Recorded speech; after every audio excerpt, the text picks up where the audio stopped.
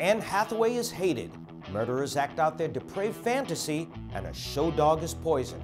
Find out why on What Were They Thinking? It seems everyone hates Anne Hathaway lately. The more success she gets, the more people are saying how much they dislike her. But what has she done to deserve this? Well, let's break it down. For one, she's a vegan. Many people see vegans as a little self-righteous and self-obsessed. It could be that people think Hathaway and other vegans look down on us pitiful meat eaters. Also, she's very young for such great success.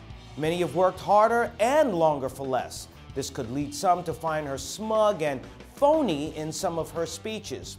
Finally, it could be a woman thing. Think about it.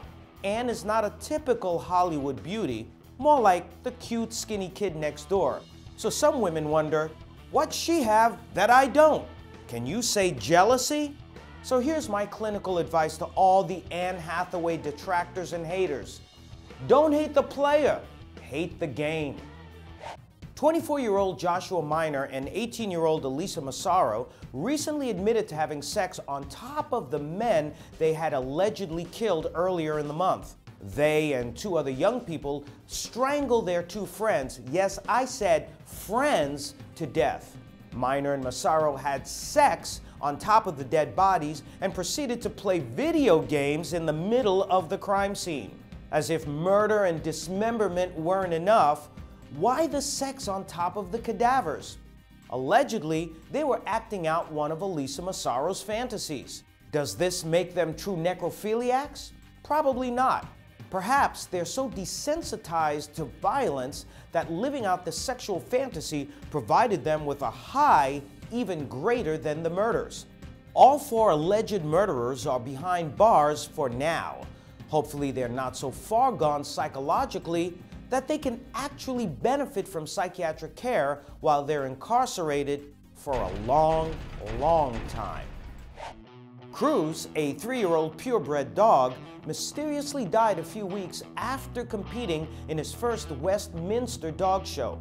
His owners now say that he was intentionally poisoned, they think, by other competitors.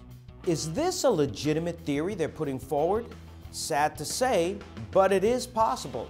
Since dog owners are vying for big loot, plus bragging and breeding rights in these doggy beauty contests, it only takes one unethical, extreme, and of course, unstable person to cut down whoever's in the way of a big win.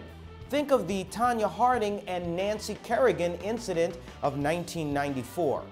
But really, you would think that even an unstable person would learn love and kindness from a pet that shows unconditional love.